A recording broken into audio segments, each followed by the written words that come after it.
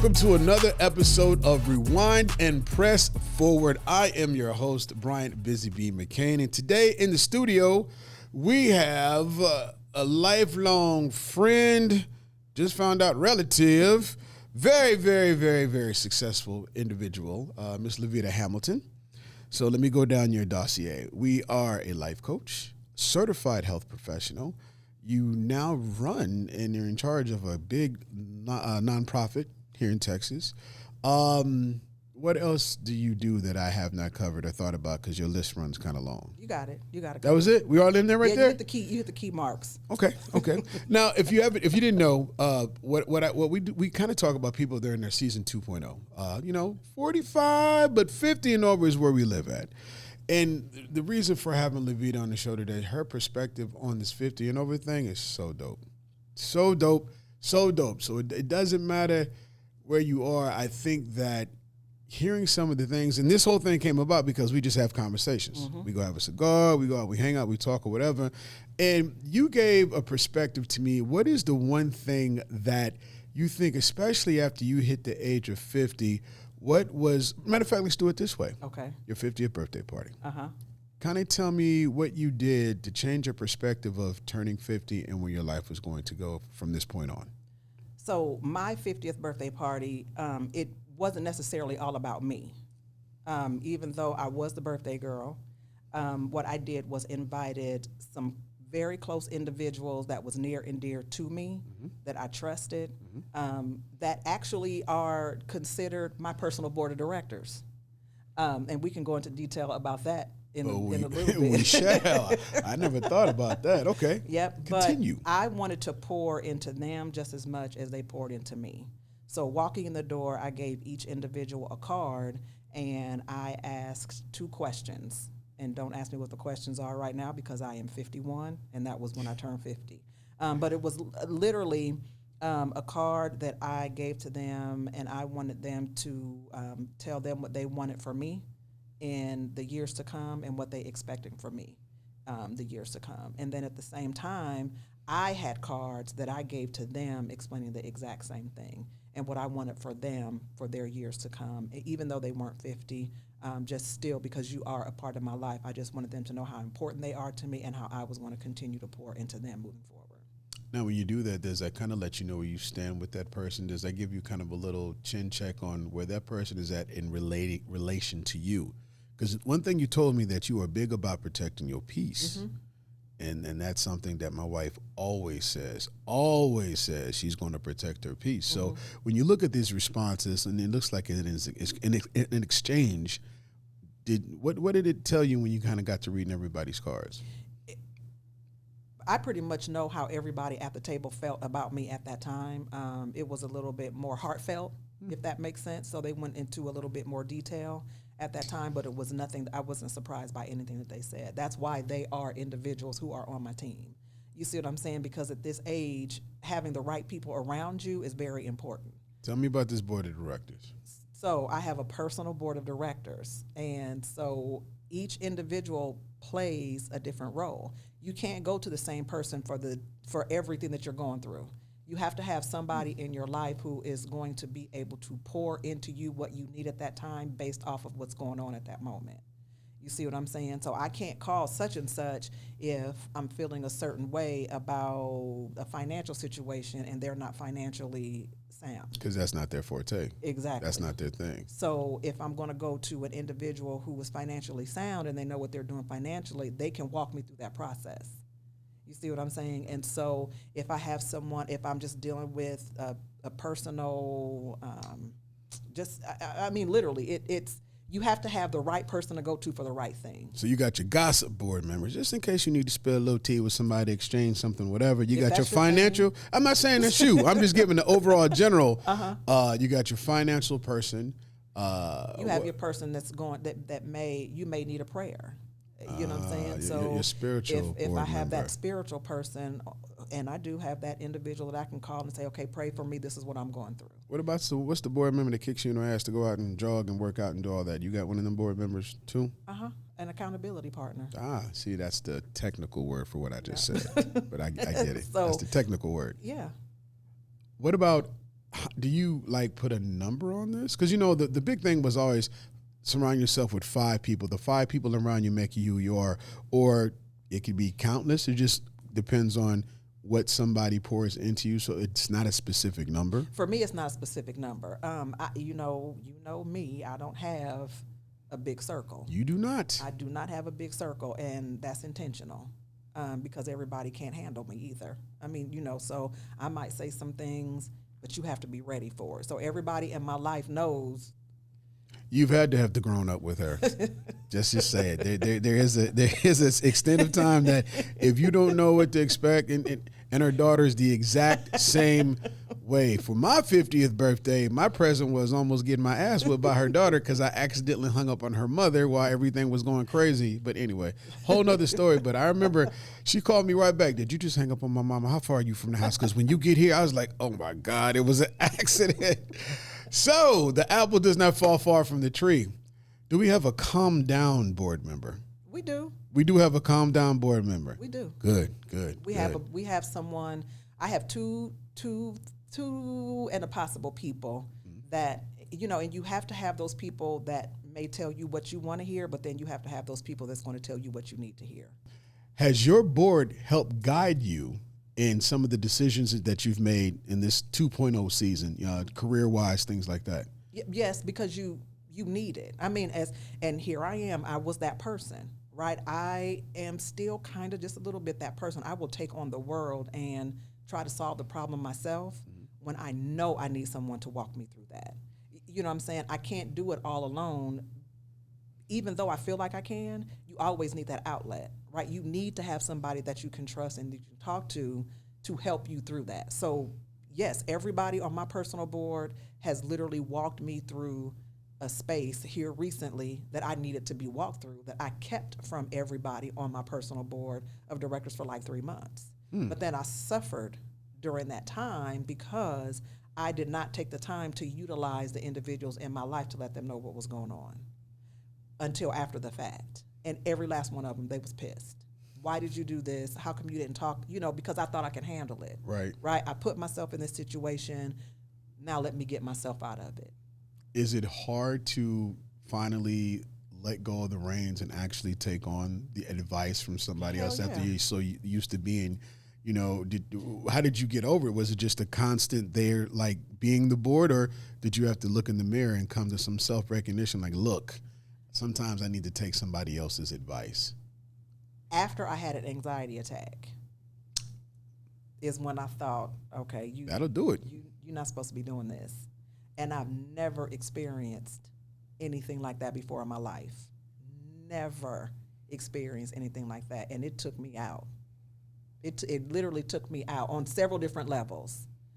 I know what anxiety attack is because I work with individuals with mental health issues, right? But when it was happening and leading up to it, you still are in that mode like, I got this. I'm getting ready to keep on, you know I got to do this, I know I got to do that. But when you get to that point where it happens, it will scare the shit out of you. Really? Like real talk. It did. And it scared me to the point where I thought, okay, I'm here alone. If something happens, nobody will know what happened, and then somebody's going to find me. Because an anxiety attack can take you out.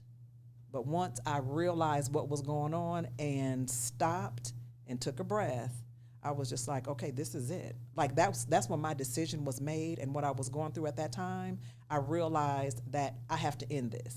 And that's another thing about being 50. You will make decisions, and it wasn't a rash decision. It wasn't anything that I had to make.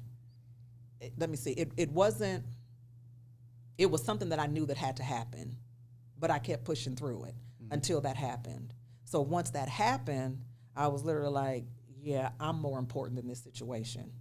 You see what I'm saying? So I could not allow myself to continue going through what I was going through because that was the decision that I made from the beginning. Because my whole thing was like, I'm getting ready to push through this, right?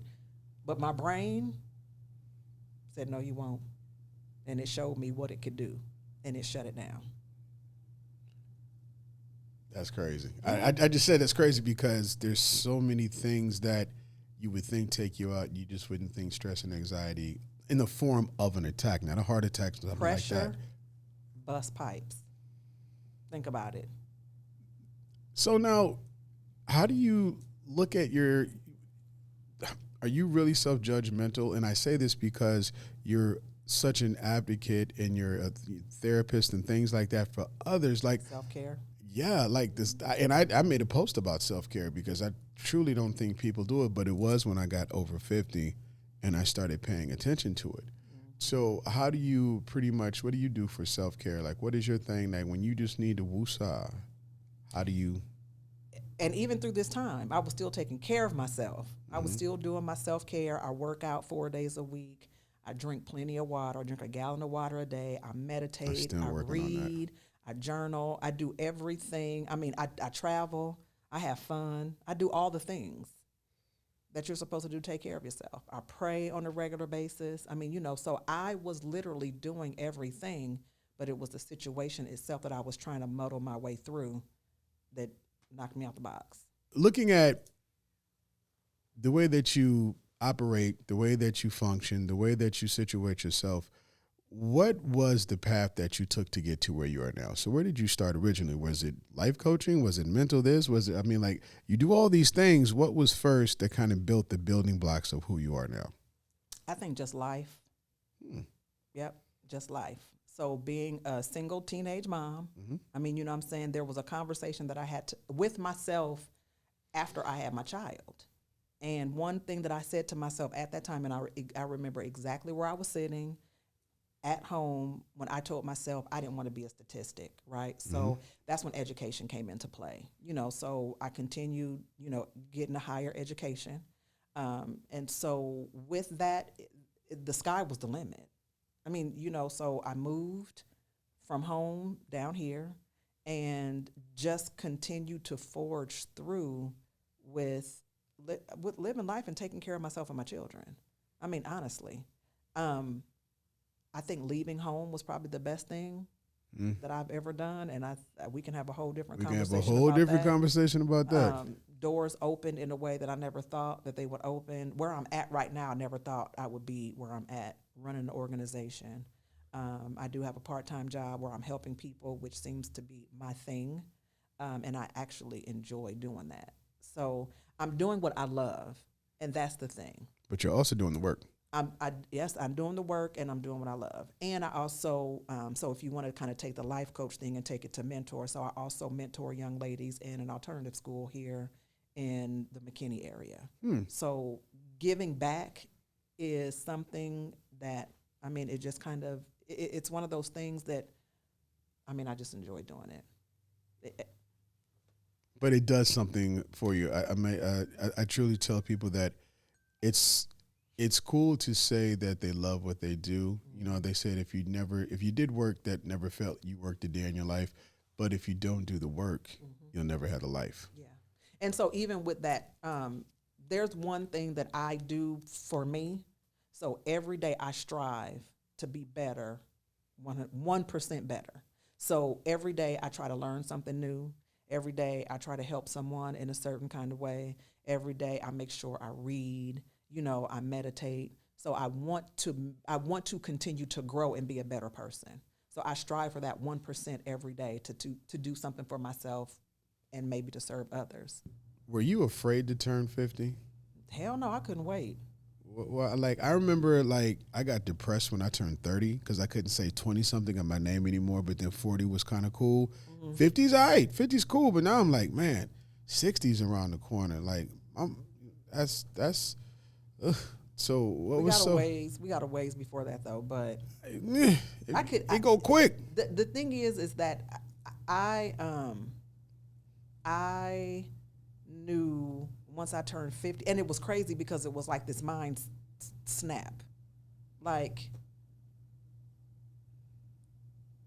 my attitude is not terrible. However, it's not much that I gave a damn about anyway. That wasn't important to me, right? But you turn 50, you don't give a fuck. Put that on a shirt. You really, you just don't take no mess no more at all. Just not. You don't care what people think about you. Why? And then it's crazy because it's like, how come I didn't think this before? But I never had. I never really gave a damn what anybody thought about me anyway. Yeah. But at the same time, when you turn 50, it's heightened. Really? It's heightened. It's a thing to where it's almost like a newfound freedom, right? Because now you grown, right? Yeah. Now you at this age to where you 50. You know what I'm saying? You got to say it. You got to put the stank on it when you say it too. Like you 50, but it has such a respect to it. It does, and I think that's what it is. It does have that respect to it. That's some life you done live. But your peace is important. Like I surround myself with certain people. I do not allow myself to be in negative situations for what? I've always been a pretty positive person, right? But now it's just like, nope. I will walk away from a whole situation before I allow myself to be involved with any type of negativity. Was it easier for you to switch in and out career paths and make those decisions now that you're turning 50 that I wouldn't say you started over, but yeah, you did kind of, because I knew you were in one thing, then you went to another, then you went to another, but just as you made those career pivots, was it easier now that you're older due to the amount of experience that you've had in life coming up to this point? So I'll say, I never made any career changes because I've always been in the same line of work since even when we lived in Omaha, right? Mm-hmm. So I've always literally worked within nonprofits helping people. Did I up my game a little bit and go from a program director to an executive director? That's what I did. Mm-hmm. And I did that I was a certain age when I started, and then I turned 50 within that time frame. Mm-hmm. But it just kind of, for me, I've always had a level of confidence, period. I've always had that level of confidence. Did it heighten that level of confidence? Yes. Did it heighten it to a level where it was arrogance? No. It was just that now I know what I'm doing, and I'm confident in what I'm doing because this is the decision that I made to move forward. And once I make that decision, I'm not going to change it because I've already thought about it, I've already prayed about it, and I've already put the goals and wrote everything down, knowing how I'm going to get to that next level. When did you decide to even call it your board of directors, or was it something you read? Like, where did the concept come up with this? So again, nonprofit. I've always been a nonprofit. And I noticed when I had certain people that I can go to for certain things, and when I had certain people that would hold me accountable, and then there's certain people that I can just pretty much shoot the shit with and just kind of, and I'll tell you this, it happened when I realized that I was always pouring into people. When I realized that I was constantly that person that everybody called for everything. Everybody called me for everything. Even in my time of need, when I was suffering and going through something, those people were still so used to calling me answering, and me walking them through their issues to where I was depleted, right? And so you feel that, because now when it's time for me to call somebody, it's like, okay, I need to talk to you for a minute. Okay, girl, what's going on, blah, blah, blah. This is what I got going on, blah, blah, blah. And then what I got going on still turns into what they have going on, and I still find myself walking them through that situation. Up until I found a couple of people that listened and held my ass accountable for what I was talking about when I needed to be held accountable, or when I needed to be walked through. They would ask me those questions. Well, why would you do this? How's it going to be if you do this? What do you expect the outcome, for this to be? And have you prayed about it? Mm. Oh, no, yes, yes, yes. So I had that one no, but that person brought that to my attention. Now I'm standing up straight with what I had going on versus just kind of a little bit like, oh, now I'm good with it. See what I'm saying? So at that point, it was like, okay, so I got certain people that I can call, and then that's it. You ever have an annual board meeting? I mean, it seems like that was your 50th birthday party. My 50th birthday. Okay. Yeah, I think I know all the members on your board then. Yeah. That makes sense. Well, and if you remember, you got to think about every single person that was at that table, and you got to remember everything that those individuals said. Each one of those people at that table said something completely different about the one person, and it was me. That was dope. I guess now that I think about my own personal board, I maybe got 3 people. I don't know if it needs to be so. Like you said, it doesn't need to be a certain size, but we do need to have an annual meeting now. Now, to keep it 100, everybody at that table is no longer at that table. Really, some board members have been let go, but you got to do that. Now that's something I will say, that learning when to know how to let somebody go. It's hard, but after 50, not so hard. And it's doable. You have to do it. A little weight off your shoulders. You have to do it for your own personal peace. And that's it. I mean, because why would you keep dragging along a bag that you don't need? That's not doing anything for you in your life. I mean, you see what I'm saying? And some people keep the bags around because they don't want to be mean. They don't want to hurt their feelings. Who wants extra baggage? Nobody. Nobody wants extra baggage. Nobody. And that kind of goes to, and this may sound a certain kind of way, but you want people on your personal board of directors that's on your level. So what about or higher? When they say you shouldn't be the smartest person in the room, and when you are, even that gets just tedious. That's just like, why am I constantly always teaching somebody something? When can I learn something for somebody else to come here?